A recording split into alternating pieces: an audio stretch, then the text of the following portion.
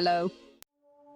आज हम एक इम्पोर्टेंट और सेंसिटिव टॉपिक पे बात करने जा रहे हैं और शुरुआत संस्कृत श्लोक से करेंगे। विज्ञानम अन्नम जीवनम अन्यत्तु संयोगेन सदा हितम विपर्ययात् प्राणान नाशेत।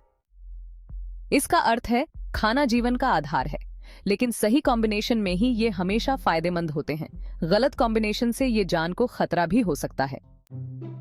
क्या आपने कभी सोचा है कि मछली खाने के बाद चाय क्यों नहीं पीनी चाहिए? अगर हाँ, तो यह वीडियो आपके लिए है।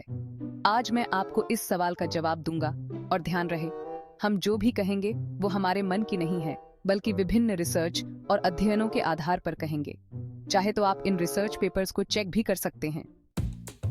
शुरुआत करते हैं इस चर्चा की जड़ों से। सालों से लोगों का मानना है कि मछली खाने के बाद चाय पीने से हेल्थ प्रॉब्लम्स हो सकती हैं। लेकिन इसके पीछे का साइंटिफिक रीजन क्या है? 2015 में यूनिवर्सिटी ऑफ मैसाचुसेट्स की एक रिसर्च में पता चला कि चाय और मछली का कॉम्बिनेशन हमारे पाचन तंत्र पर इफेक्ट डाल सकता है। मछली में मौजूद प्रोटीन और टी में मौजूद टैनिन्स आपस में मिलकर पाचन को स्लो कर सकते हैं, जिससे पाचन में प्रॉब्लम्स हो सकती हैं।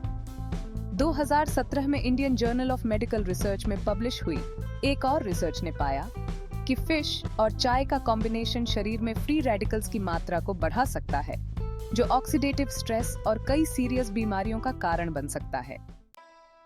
आयुर्वेद, हमारी प्राचीन भारतीय चिकित्सा पद्धति के अनुसार मछली और चाय का कॉम्बिनेशन शरीर में जहरीले तत्वों को ज्यादा कर सकता है।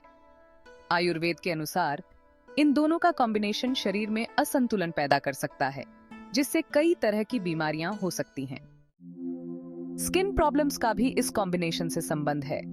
इसे मेडिकल टर्म में ल्यूकोडर्मा या विटिलिगो कहते हैं, जिसमें स्किन का रंग व्हाइट हो जाता है। कई रिसर्चर्स का मानना है कि मछली और चाय का कॉम्बिनेशन इस कंडीशन के लिए जिम्मेदार हो सकता है, हालांकि इस पर और रिसर्च की जरूरत है। साइकोलॉजी की दृष्टि से हमारे खाने की आदतें हमारे मेंटल हेल्थ पर भी असर डालती हैं। मछली और चाय का कॉम्बिनेशन टेंशन को पैदा कर सकता है, जिससे मेंटल हेल्थ पर नेगेटिव असर पड़ सकता है। 2020 में हुई एक रिसर्च ने पाया कि मछली और चाय का कॉम्बिनेशन दिमाग की कार्यक्षमता को प्रभावित कर सकता है, जिससे हमारी कंसंट्रेशन और याद रखने की शक्ति पर असर पड़ सकता है। अब सवाल ये उठता है कि अगर फिश खाने के बाद चाय पीने का मन करे तो क्या करें? इसका एक आसान उपाय है, वेट करें। मछली खाने के बाद कम से कम 12 घंटे का गैप रखें।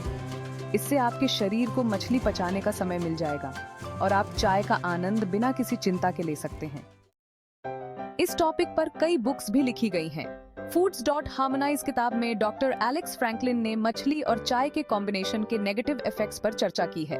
एक और किताब है द फूड्स वी ईट, जिसे डॉक्टर लिंडा वॉकर ने लिखा है, जिसमें डिफरेंट फूड कॉम्बिनेशंस और उनके इफेक्ट्स पर विस्तार से बताया गया है। तो दोस्तों, आज हमने जाना कि मछली खाने के बाद टी क्यों नहीं पीनी चाहिए। हमने साइंटिफिक रीजंस को समझा, रिसर्च के रिजल्ट्स को देखा और आयुर्वेद के नजरिए को भी समझा। उम्मीद है कि अब आपको ये टॉपिक पूरी तरह से समझ आ गया होगा और आप इस जानकारी को अपने फ्रेंड्स और फैमिली के साथ भी शेयर करेंगे। ध्यान रखें, जो भी मैंने कहा वो मेरे मन की बात नहीं थी, बल्कि डिफरेंट रिसर्च और बुक्स के आधार पर था। आप चाहें तो खुद भी इन रिसर्च पेपर्स और बुक्स को चेक सकते हैं और वेरीफाई कर सकते हैं। तो नेक्स्ट टाइम जब आप फिश खाएं तो याद रखें कि टी से थोड़ा ब्रेक लें और अपनी सेहत का ध्यान रखें। धन्यवाद।